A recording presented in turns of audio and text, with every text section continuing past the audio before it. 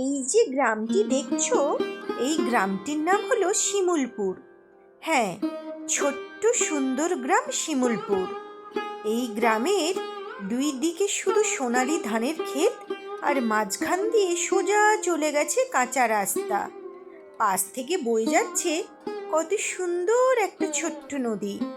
আর এই গ্রামেই বাস করে আমাদের মিষ্টি মেয়ে টিয়া ও তার দুষ্টু বন্ধু টুটু। আজকের আমাদের গল্প ওদের নিয়ে। চলো তো দেখি আজকে ওরা ঠিক কি কাণ্ড ঘটায়।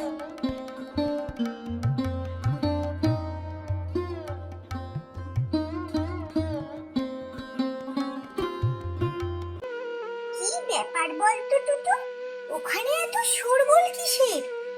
এত যে কি হচ্ছে, চল তো গিয়ে দেখি আমরা। হায় হায় গো, আমার এ কি সর্বনাশ হলো গো। সকাল থেকে খুঁজে পাচ্ছি না, সকাল থেকে খুঁজে পাচ্ছি না। আমার এ কি সর্বনাশ হলো গো। কি হয়েছে হারেন কাকা? তুমি এত কান্না করছো কেন?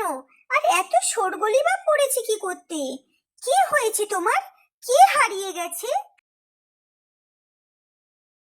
তোকে কি আর বলি টিয়াবা, আমি সকাল থেকে আমার বাচ্চুরটা খুঁজে পাচ্ছি না। আমার ওই ছোট্ট সোনার সোনার টুকরো বাচ্চুর, ও যে কোথায় গেল কি আর বলি।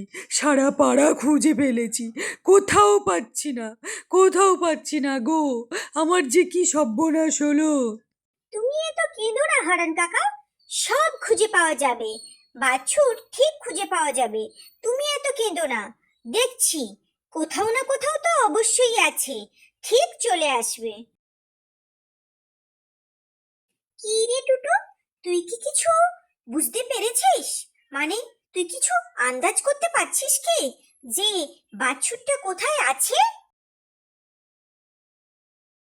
এ কি, এ কি, কোথায় চললি তুই?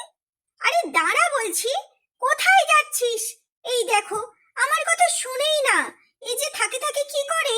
এদিকে হারান কাকার এত কষ্ট, এ আবার কোথায় যাচ্ছে? আরে দাঁড়া টুটু, দাঁড়া, দাঁড়া বলছি, আমি যাচ্ছি তোর সঙ্গে, দাঁড়া না।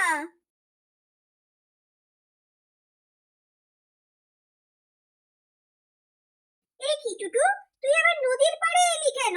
এই জঙ্গলের মধ্যে একে সন্ধ্যা হয়ে আসছে, এদিকে এলি কেন? ও মা, এই তো দেখি হারান কাকার বাছুরটা। আচ্ছা, ও খুব ভয় পেয়েছে। চল চল চল, তাড়াতাড়ি নিয়ে যাই। হারান কাকা দেখলে খুবই খুশি হবে।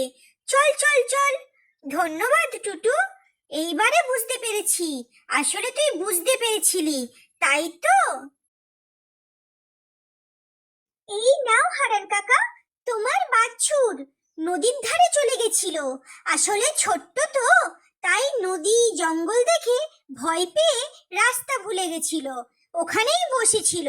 এই নাও, দেখেছো তো, নিয়ে চলে এলাম। আর সব হয়েছে আমার টুটুর জন্য। আসলে ওর ঘ্রাণ শক্তি এতটাই তীব্র, ওই বুঝতে পেরে গেছিল। শুকতে শুকতে ঠিক আমাকে নদীর ধারে নিয়ে যায়। সেখানে গিয়ে দেখি তোমার এই বাছুর জঙ্গলের মধ্যে ভয় পেয়ে বসেছিল। আমরা নিয়ে এলাম। এরপর টিয়া ও টুটুকে হারান কাকা আর বাকি গ্রামবাসীরা সবাই ধন্যবাদ জানায়। আর টুটু আর টিয়া ওখান থেকে এবার তাদের বাড়ির পথে রওনা দেয়।